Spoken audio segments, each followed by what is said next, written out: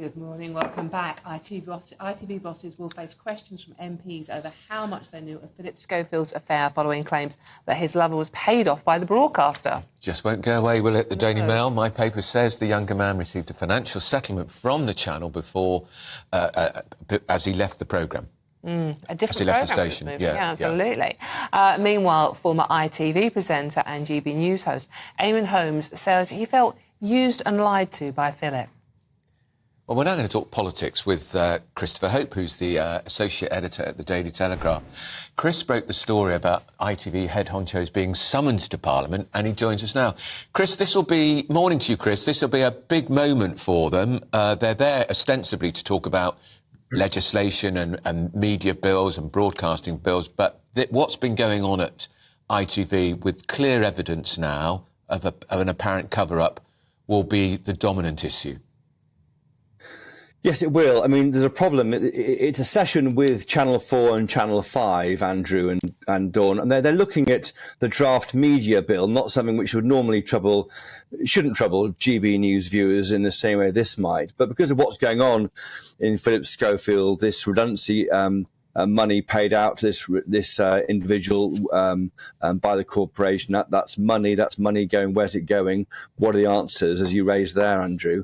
There will be questions raised. Now, as things stand, this is next Tuesday morning, 10 a.m. Get the popcorn in, live TV grilling of an executive from ITV. The problem that the MPs might find irritating is that ITV are putting forward a guy called Magnus Brook, who's the Group Director of Strategy, Policy and Regulation at ITV, for the session. That was all very well when they were going to be discussing the draft media bill. But given this is now discussing the prime time, the flagship programme on ITV, MPs might wonder whether this person is the right person to appear. His direct line manager, someone called Dame Carolyn McCall, she's the chief executive, and it is her upon whom all these questions are aimed. She won't be going as things stand, and that might make them more annoyed than ever.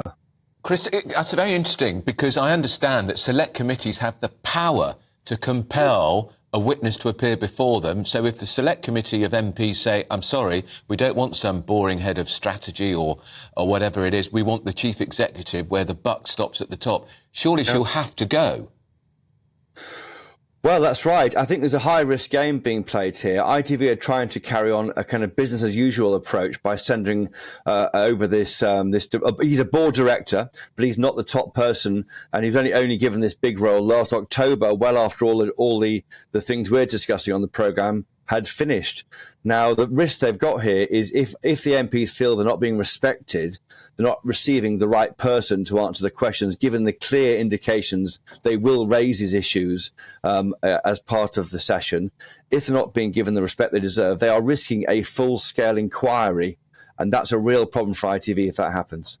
And Christopher, Carolyn McCall, I mean, she's very, very powerful there. She's the one that oversaw Jeremy Kyle leaving the station, Piers Morgan leaving the station. This was all on her watch. And now Philip Schofield has exploded, hasn't it? The whole story has exploded. So surely she should be there. She is the one that should be answering all these questions.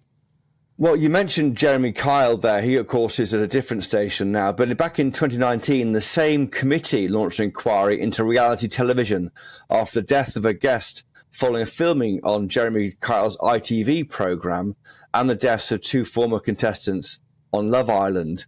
The point is these MPs, under a different chairman, admittedly, and maybe a different group of MPs, although some will be the same, have looked before at duty of care towards people.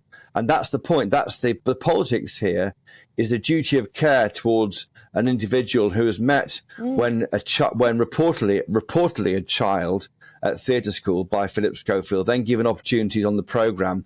No illegality here. That's been said very clearly by Philip Schofield. No one's saying there is, but there could be an issue of duty of care and who is joining a programme, who's working there, and who's looking after their interests. Because someone that young is a child in my eyes, and if that was proven to be the age when Philip Schofield met him, there were issues, I think.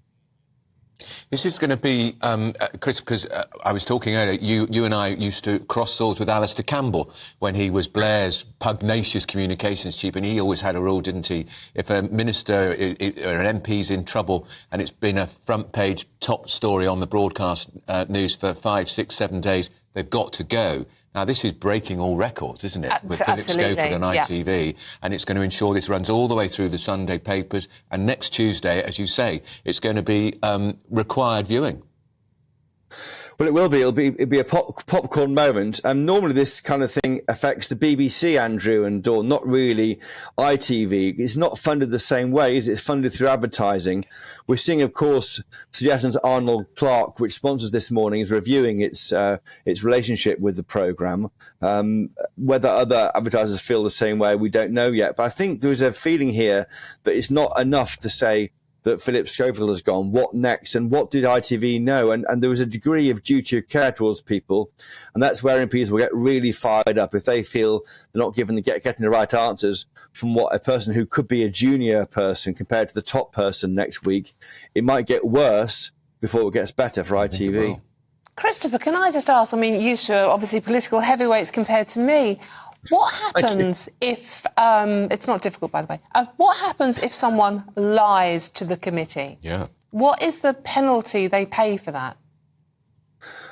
Well, you are then in contempt of the House of Commons. The House of Commons has the same status as a court, right. So you're in contempt of the Court of the Commons, and you can be called to apologise or to appear again. Of course, you can be made to swear on a Bible. If you remember Boris Johnson most recently, when he gave evidence to the Privileges Committee about Partygate, remember that, he swore on a Bible. That's a bit of theatre, but it's meant to focus the mind of the person giving evidence that they have to tell the truth and respect MPs and respect Parliament.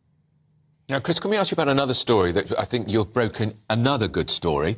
This is Dale Vince. Now, he is a green entrepreneur who has given a lot of money to Just Stop Oil, an organisation that drives most people who watch GB News and listen to GB News completely crackers.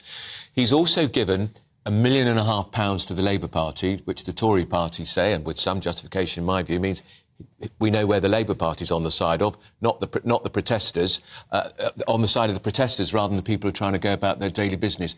Now, I gather there's been a development in that story. That's right. We're hearing from Just Stop Oil this morning that Dale Vince is offering to anyone who makes a donation to Just Stop Oil, Dale Vince will match it. So I think he's what you might call doubling down, Andrew, on the criticism from the right over his support of Just Stop Oil and, of course, the Labour Party, and saying, as we understand it, give more money to Just Stop Oil, I will double that amount. And that will that's really thumbing his nose, to use the old language, at his critics. Is that, I was going to say, do you think that's going to make the pressure now for Labour to give the money back?